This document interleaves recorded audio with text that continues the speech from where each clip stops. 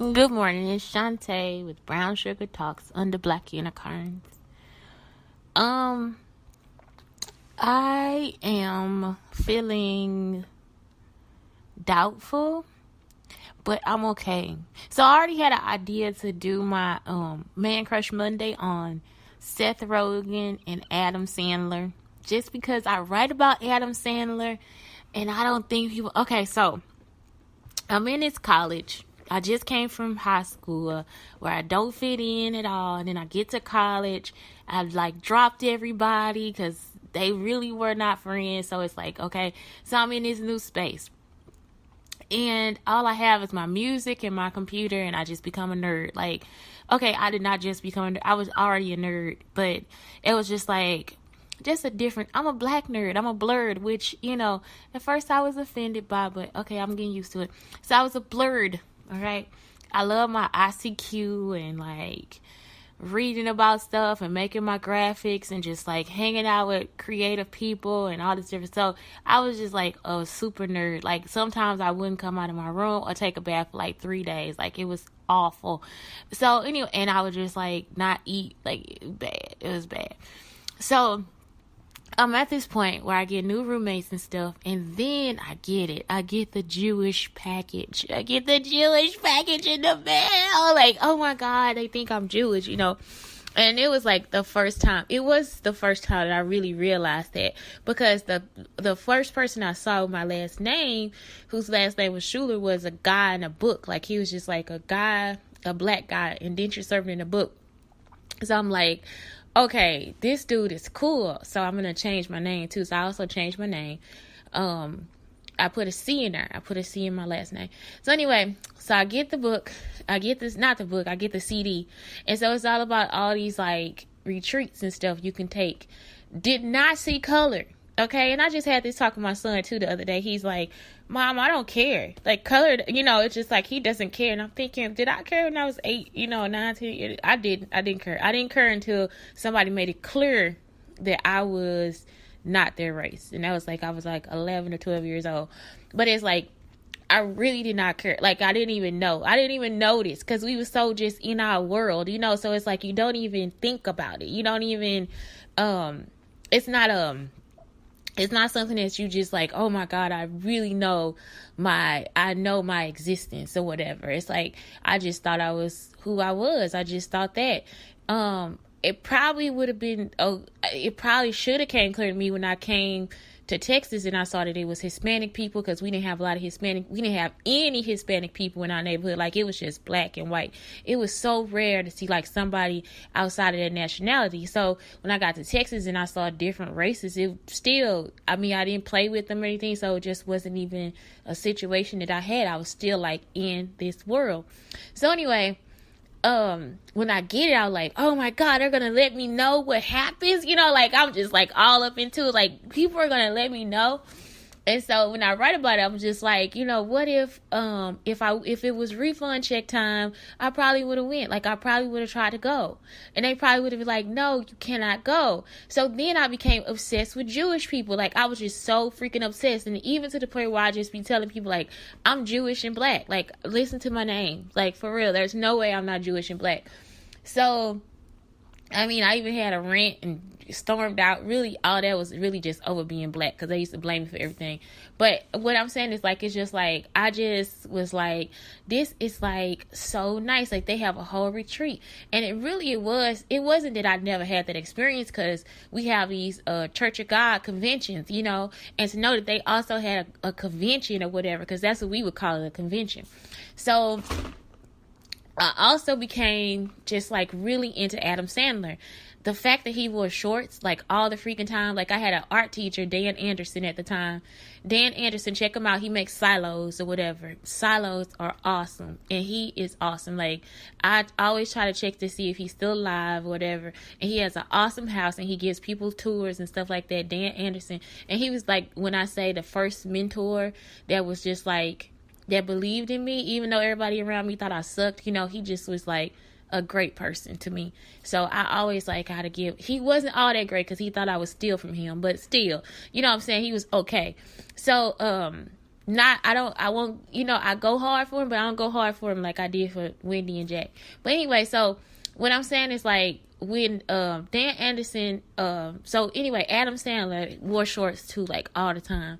And at the time, the movie that came out was Punch Drunk Love.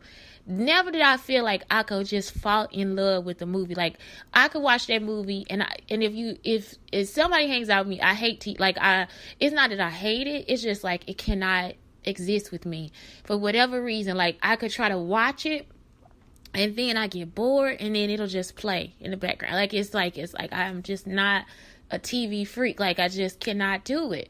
I could probably watch YouTube videos all day and not even that anymore. Like it's like only on what I'm interested in. So I'm just not into television like that. But Punch Drunk Love, I have not seen it in a long time, but I watched it like over and over again. Never memorizing lines, because every time I watch it, I would find something different. And I'm just that kind of person. Like the same with music. It's like I want to find something different each time I do it.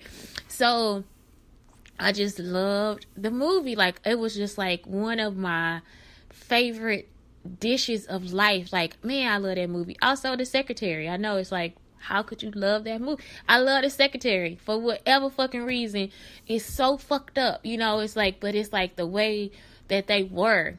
Like she was really showing him love, for whatever reason, and then he was like so hateful. But the exchange worked. So it's not about the act of what they did in The Secretary, like the way it was. It was just the way that some relationships. It's just to show you that some relationships work out that way.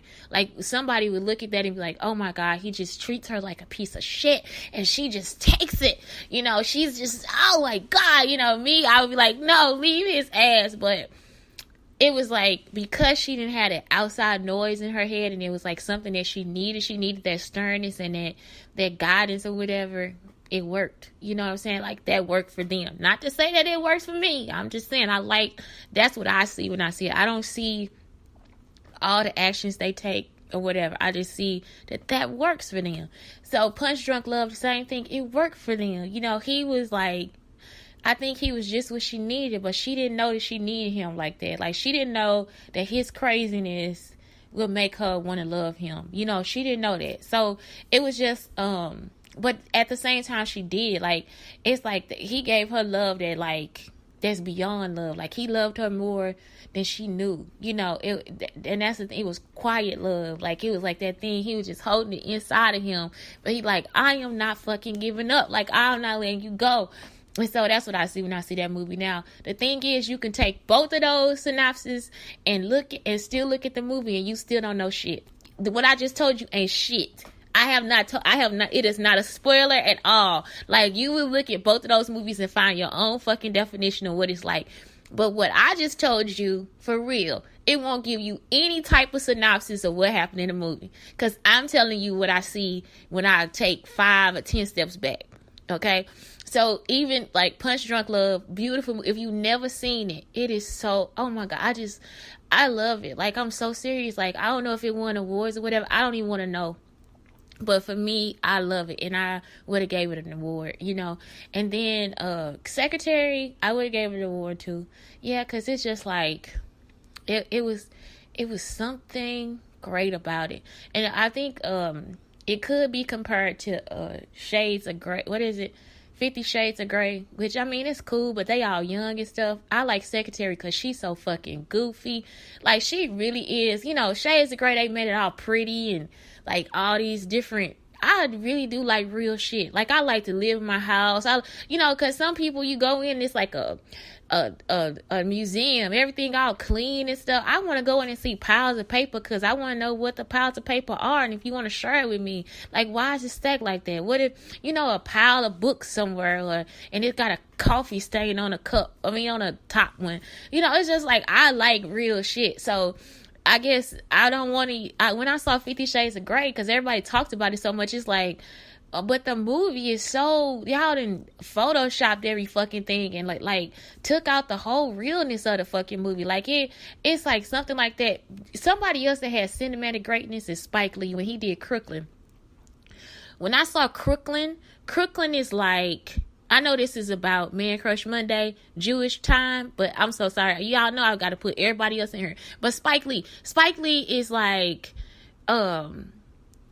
I like when he changed the visualization of Crooklyn, like when it went from one point to the other, because that's how it feels. Like when I was younger and I was going out of town, that's what it felt like. My sister loves Crooklyn. She know line, I ain't know, I keep my panties clean, but it's like she know, she know everything. But it's like, you get to the Crooklyn part and it's like, if you look at it, when she gets to her aunt's house, everything is like straighter. It's like everything went long, like the whole, like because that's what it feel like. You didn't went into a new dimension or something. Like you go out of town, you go to somebody's house, and it's like a whole different experience. So I love that when they did that. I was like, I don't know, 15 or 16 years old when that came out, and it's like I understood exactly why they did it. Understood it to the heart of it. Another one that we used to watch was Vatos Locos Forever, because we have videotapes, so it's just like we just play that shit over and over again. But anyway, so back to Adam Sandler. Adam Sandler, y'all know I gotta give my con. My worst one was the one with Remote Control. That was like, it just went on too long. Click. That went on too long. It was a good movie, but it was like too long. Nobody gave him, he didn't have he didn't have friends by his side. I'm telling you right now, when he made Click, he didn't have no friends. I'm gonna tell you why, because they would have been like, nah, this too long. No, man, it's going on too long. No, this is too long. Like, this movie is too long. Like, it's too long, and we not getting the point anymore. Like, nobody told him that. I'm telling you. If he talks to you, he gonna be like, nope. I had no real people around me at that time. But he could have. You know what I'm saying? He could have. So, I did like the one with him and Jennifer Hudson. What else? It was just like, I really, really, really enjoy his films. I just enjoy him as a person. I don't even get to see his videos. Like, I've never seen him have an interview or anything. I think I seen him once with the young actress who now has children. Oh, I'm so glad that she was in Firestarter. Man, Drew Barrymore. Loved her my entire life. They would be like, she on drugs. I didn't care. It was like people around me on drugs too. It was like, she just was like such a freshness of life, and she had like some of the same shit. Like, it was just like, just people just wanting to be next to her and her youth and all that different stuff. And it's like, I'm so happy that I'm sad that I even brought it up, but at the same time, I'm just happy that she came from out of that. Like, it's like, she's such a fruitful person, like just a natural, like just a naturally, like, still just like a good person. Like, that's all I'm saying. It's like, after everything she went through, she still came out as somebody that was to be reckoned with. Like, it's like, and not to say that she's like this fabulous actor, riding in the car with boys. God, girl, that is like the best freaking movie. Like, it's like the writer, whoever wrote it, that was just such a good idea. The whole falling down the steps and stuff. I remember my mama telling me how she didn't want to be pregnant and all this. I mean, it's just like, that stuff reminded me so much of that. And then even like when I was going to school, you didn't want to be pregnant and stuff. So I don't know. It was just like, I don't know, just all the mishaps and missed situations that we have, and to know that even after she went through everything she went through, she still even made the movie, because I would think that her childhood could have been a traumatic experience for her. So I just really appreciate just like how close he was to her and different things like that, So anyway, that's because we all need support. So serious. We don't need people to give up on us after we say what we say. After we tell you what we tell you, you don't need somebody like, okay, well, no, because that's not, no, you can't, no, look at you. Look at you. Look at, you're poor. It's like, no, look at you. You had on that skirt that day. You didn't have on a slip. Anybody could have wanted to touch your booty. It's just like, just shit like that. Like, oh my God, look at her. She's wearing gym clothes again. You can see through them. But you didn't tell her you could see through them. Like, I got pants. I don't even know I could see. I didn't even know until I saw somebody else. I was like, oh shit, you can see through these pants. Let me cover my ass up. So then for people to tend to think that you're not respectable, if you say something of that sort, like you just tell the truth. It's like, okay, well, no, like put some socks on. She didn't even have socks on. My husband just looked at her and she didn't have any fucking socks on, you know. It's like, but she was covered